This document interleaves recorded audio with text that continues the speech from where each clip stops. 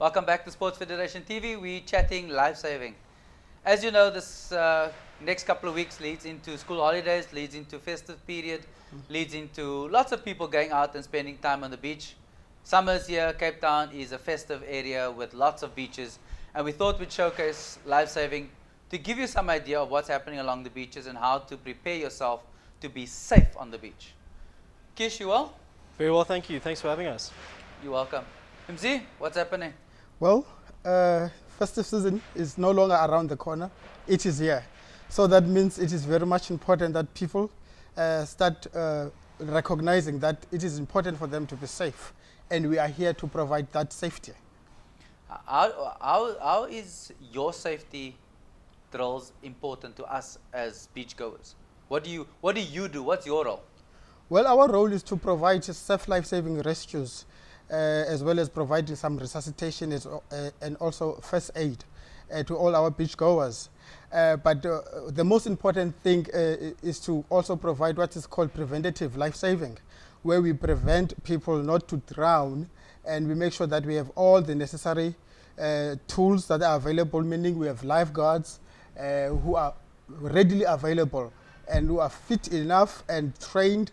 Just like the couple of weeks ago, we're busy with our retest. Our guys are ready for this particular season. But that also, we also urge that the beachgoers, the bathers, that they must also take other precautions, safety, because of as much as that we provide all the life-saving aspect, but it is also important for them to familiarize themselves with all the safety around at the beach and also the other aspects in general. Definitely.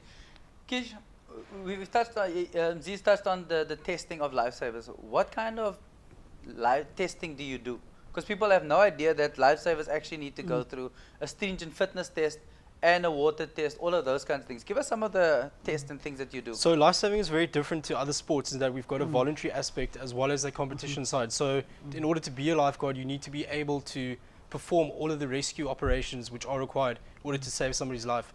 In the retest procedure, there is a prerequisite that you're able to swim 400 meters in less than 8 minutes, which then after you pass that... And that's in the sea, not sorry, that is in the pool.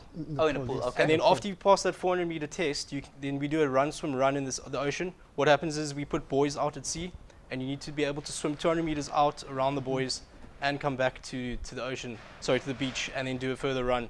That's on the fitness side. And then the other complications in terms of knowing all your communications and your flags and your signals with your other fellow lifeguards, which will then allow you to perform the rescues to your best of your ability. And that's a large component of what you do, because those guys get tested fairly regularly to ensure that they're able to swim out and save someone's life. Right, exactly. Right. So generally speaking, in a squad there would be 8 guys on duty, and within that squad at least 4 of them would be strong swimmers who are able to go and assist and get someone out of the water, bring them back to beach, and the rest of the 4 other people would then be assistants to that rescue in terms of phoning ambulance, getting everything in order. On each beach, like you say, there are 8 personnel. Typically. Where's your station? We are based at Full Space Surf Lifesaving Club, which is in Muizenberg. Yeah, we've got about 35 lifeguards active from that base.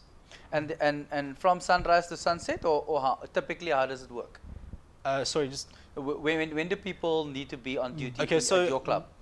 All lifesaving clubs work the same way, in that Saturdays and Sundays are duty days. So Saturdays from 2 till 10. Sorry, Saturdays from 2 till 6, and then Sundays from 10 till 6, as well as all public holidays and school holidays. You would find lifeguards on the beach.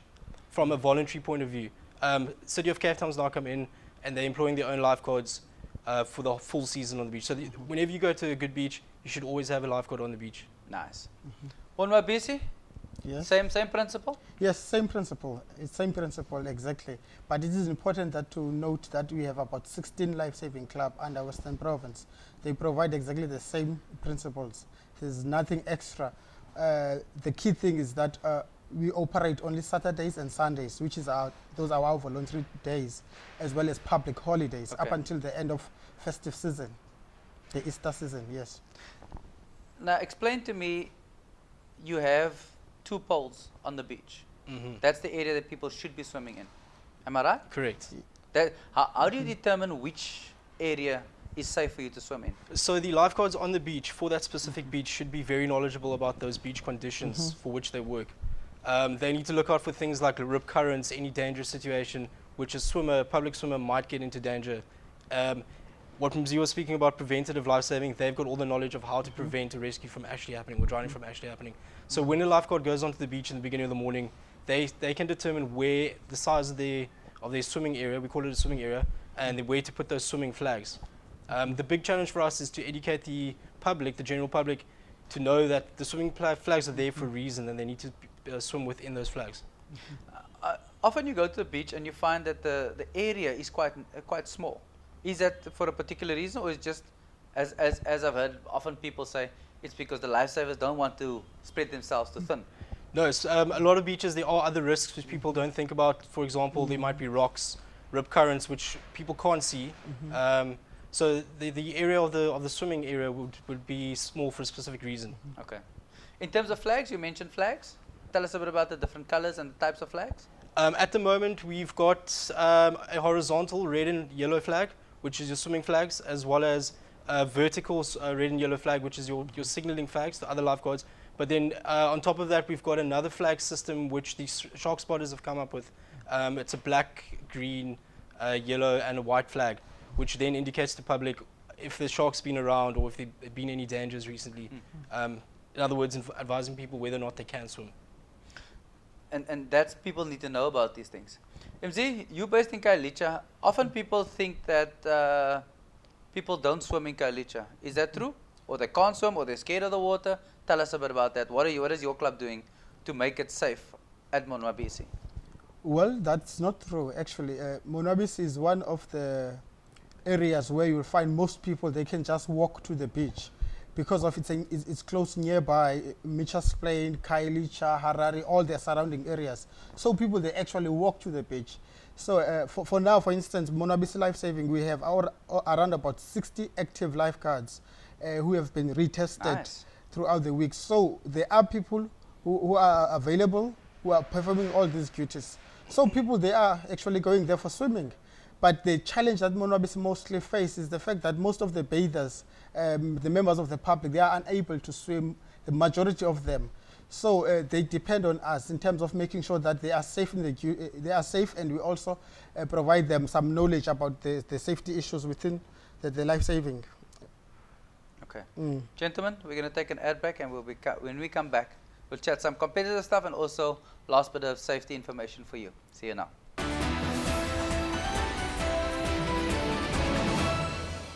Welcome back to Sports Federation TV. We're chatting life saving. We're chatting safety tips, and we'll come back to that in a minute as we close. Young man, tell us about give us the different aspects of life saving. I know there are 3 different areas to life saving. Take us through them. Okay, on the competition side of life saving, what we do use competition for is for the guys to really hone their rescue skills. So what you'd find is that the events at the competition generally mimic your race or your rescue simulation event.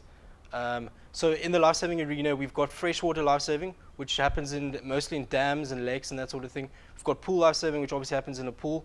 And then we've also got the surf life-saving competition aspect, which I would say is the more exciting aspect. The late Godfrey Mocky used to say that surf life-saving is the most competitive or the most difficult sport just because of the conditions, the surf, the weather. Everything's very unpredictable. You know, you go down to a race, you don't know the size of the waves. You need to experience that beforehand in order to do well in the competition. So on the life-saving side, I'll chat a little bit about surf life-saving first. We're looking at beaches all around Cape Town, Lindano, Clifton, Fish Hoek, Bloberg, all over Cape Town. We host our competitions, generally following the format of a rescue simulation where we put boys out at sea. There are often 10 boys, and you got to race around those boys using various craft, mechanisms. There are a lot of rescue simulations with guys going to the boys, putting their hands up, and the rescue then has to pick up his craft, be it a kneeboard or a rescue craft, and race to that patient, pick him up, and bring him back. In terms of age groups, you also have things like flags. Flags, so exactly. So on the water side of things, we've got a lot of exciting events, but on the beach side are the events where you can really the crowd can really get involved with the lifesavers. We're lucky enough in the Western Cape, we've got a guy by the name of Raul de Mornay. He is a world champ at the moment. Double world champ. Double world champ, let me repeat that. And he's actually giving his time back into the kids, into the community. He's run his own set of workshops that have really helped the others on the beach specific work that he's been focusing on. Yeah, he's a legend. Exactly. He's done lots in life-saving competitions. Right. So you got the flags, you've got the sprints.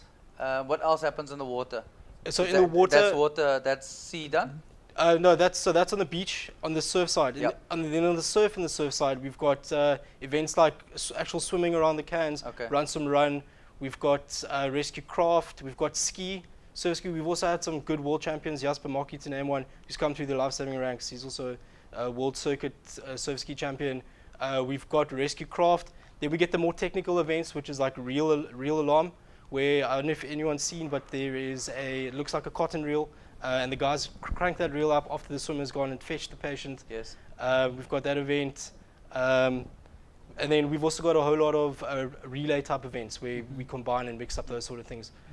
Then in the pool, on the life-saving side, we've got, once again, rescue simulation. You've got a dummy that looks like a doll, and you're basically towing that doll around behind your back while you're swimming with the other arm. Again, it's a racing kind of environment. And often people think that people who are lifesavers are just there to sit in the sun. No, not really. That's the misperception, guy. No, That's the misperception. really. They don't know any of the stuff we've just discussed. Right. Because they just assume you come in there, you've got a nice looking body, you're in this little shorts or in a nice bather, and you're sitting there looking pretty. But it's actually a lot of hard work. Exactly, yeah. We must remember that those competitions generally are the cream of the crop. So those guys that are privileged enough to make it to competitions, for every guy that's there are another 10 guys back at the clubhouse doing duty. For sure. So a big thanks goes out to those guys that are actually pulling duty while the other guys get to shine through the competition lights. Yes. MZ, what do people need to remember going into the festive season? Well, first and foremost, I think the most critical thing is to make sure whatever whatever beach that you go to, there must be lifeguards that are there, and of course you can always see them with their colors, red and yellow. If ever that there are no lifeguards, that beach is not safe for you. Even if sometimes you are a competent swimmer, you must know that life saving play a very critical role, because of your life might depend on such people. And some other thing, you'll find that if ever that there is a rescue that is happening, the members of the public, they tend to just try to be superheroes, where they will just go to try to perform that rescue. It is important that you must always notify the lifeguards that there's a rescue that is happening, so that they can be the one that must perform that particular rescue, because they are trained to do such rescues. It is dangerous for members of the public to try to perform any other rescues, because there are many other things that are at the beach, like Kish mentioned earlier on. There are rip currents, and there's so many other things that can happen. There are sharks, it's everything. So it's important that you make sure that you notify the lifeguards and also obey the rules. We always have a problem with people who don't obey the rules. When you are told this is a place to swim, you must just need to stick and swim to where those red and yellow flags. Otherwise, you will be safe.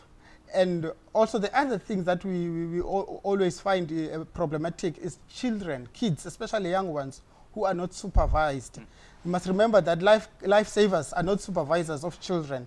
We focus on what is happening on the surf. So it's important that parents, they make sure that they supervise their children at all the times. And if ever there's also other activities that are happening, such as criminal activities, they must always make sure that they inform the law enforcement, which are already also available at the beach. But when it comes to life-saving, any difficulties that you are facing in the water, just speak to the lifeguard who is wearing a red and yellow uniform. Definitely. When I'm in trouble, what do I do in the water? So the first thing is to remain calm, relax. Never gonna happen, my friend. A lot of people, Never gonna happen. A lot of people just panic, but the best thing to do is to try and alert your lifeguard. We call this the distress signal. As soon as a lifeguard sees this signal, they know there's something going on. They need to pay attention, get down there, maybe perform a rescue. The other big important safety factor is to always swim in a group of people. Try not to swim alone, and don't swim under the influence of alcohol.